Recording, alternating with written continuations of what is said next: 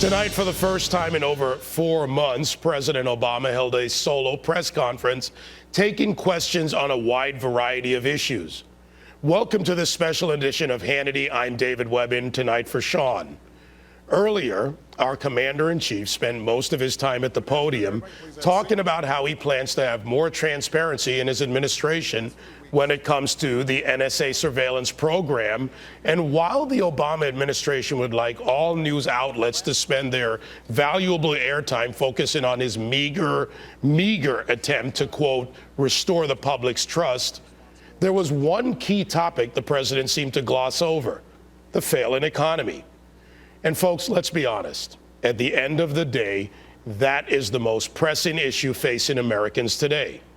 Joining me now with Reaction radio talk show host, Fox News contributor Leslie Marshall, and Republican strategist Noel Nickpour. Ladies, good evening.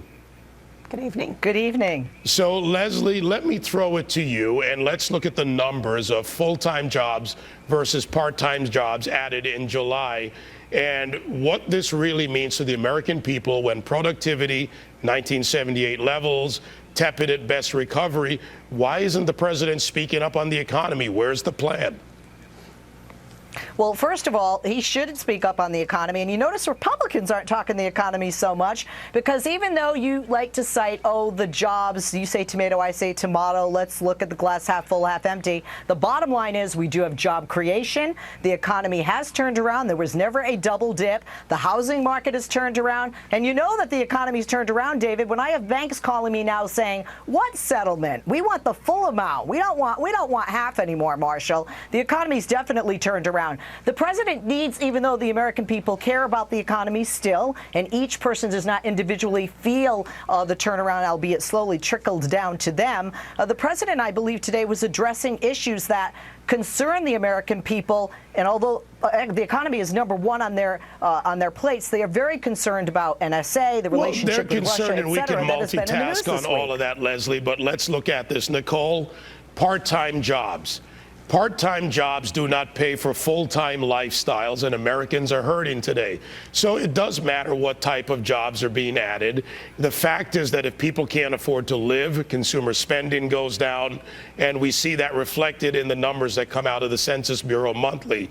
So why is there, and I'll take Leslie's point, I want the Republicans to put their plans out too, but where are the president's pivot, pirouette on the economy? Typically when you pivot, it's because you have a plan. What we don't have is a plan from this administration, and I'll give the liberals, take this line away from them. They can't create jobs, but they can foster an environment. Where's the plan? Well, I mean, you know, and I hate to do this, but Leslie, what are you talking about with creating new jobs? He has not created new jobs. How did those green jobs work out so well when Van Jones created one job, which was his own job? So, you know, furthermore, I really do not think that the economy is back on its feet when he was saying that the housing market is somewhat repairing and the economy is somewhat, you know, repairing. It's an excuse for a mediocre job that the president's done. And another thing that he pointed out was the fact that he said that not all laws or bills are going to solve 100% of the problems.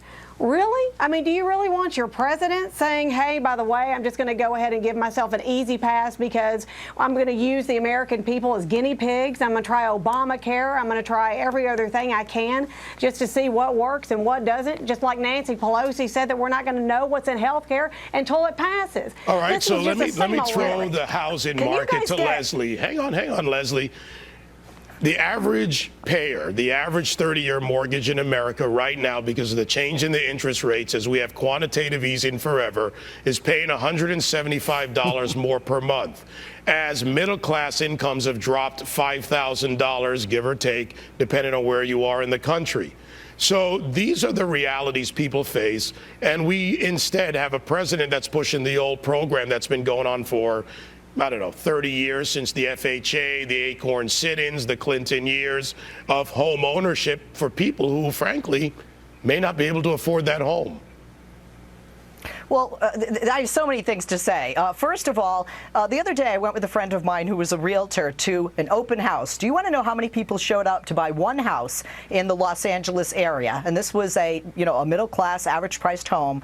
Over 500 people. So we obviously have, at least here in Southern California, more people trying to purchase homes than there are homes to purchase. Secondly, when you talk about the president, Nicole, it is not his job to create jobs, and I find it funny that from the right who always want less government, it's not the president's job to create jobs. The president It is the private sector job to create jobs. They had plenty of opportunity with the Bush tax cuts and the breaks they got, and they didn't. And additionally, the Republicans were not elected to 40 times try to defund and repeal Obamacare. Even my Republican friends are like, we get the message, enough is enough. All right, let's let Nicole respond to that. Go ahead, Nicole. What jobs have been created by the Republicans? They cut the transportation bill. Leslie, let Nicole jump in here. Go ahead, Nicole. Leslie, it is the president's job to lead us, to help do programs that create jobs. Why are you giving him such an easy pass on this? Really? And you know what? You say capitalism, you're a big fan of capitalism. Well, let me tell you something. We have an ideologue that's running our country. He doesn't support capitalism. He's a community organizer. And you know what? If a community organizer had to be responsible for paying the bills for his organization, maybe he'd think differently than he does. All right, ladies, we'll go on to the next thing, but let me just put it in perspective. Okay, you're both right. They can't create jobs. Government doesn't do that. But the environment, government has something to do with that. It's regulation. It's Dodd-Frank. It's Obamacare. Right. It's the effects. It's the uncertainty in the market. That's not a partisan issue. And by the way, those numbers I mentioned earlier, those aren't numbers. Those are people. Those are Americans without jobs. And when we have Americans out of work or underemployed, that affects our country. The president was asked about Benghazi today. And we are approaching an almost one-year anniversary. Let's hear what he had to say to Fox News' head Henry. On September 11th, we'll have the first anniversary of Benghazi. And you said on September 12th, make no mistake, we'll bring to justice the killers who attacked our people. Yeah. 11 months later, where are they, sir? Well, I also said that we'd get bin Laden, and I didn't get him in 11 months. We have informed, I think, the public that there's a sealed indictment. It's sealed for a reason. But we are intent on capturing those who carried out this attack. Now, Leslie, one of the men interviewed, one of the suspects interviewed in the 9/11 attack in Benghazi, the terrorist attack, said, go through the Libyan government. I'm a Libyan citizen. Good luck with that. The president unseals publicly a sealed indictment, goes on Jay Leno. This is marketing. What about actions? What about we'll bring him to justice? Well, first of all, I disagree with what he was speaking about on Jay Leno and what he was speaking about currently, and he is an attorney, and you know that the president is not above the law, especially federal law, with the sealed indictment. He will bring to justice in the remaining time, and I am confident. Quite frankly, maybe we could bring people to justice if people cared more and were more confident in our president than they were in Edward Snowden, and if they had any trust in our government being able to try and stop al-Qaeda threats as they have in Yemen with closure of embassies this past week, or where they're trying to prevent future attacks or get people responsible for attacks in the past. Well, the American people are speaking. I've only got a little bit of time left. We didn't get Osama bin Laden by having no spies. Nicole have her fuse. Nicole, 30 seconds. Go ahead. You know what? He goofed on Benghazi. The whole administration has been putting this under the rug. They don't know they're whatever from a hole in the ground, and I'm tired of seeing what this administration has done with Benghazi. It's insulting. Noel Nickpour, Leslie Marshall, and I got your name right there, Noel. Still ahead tonight.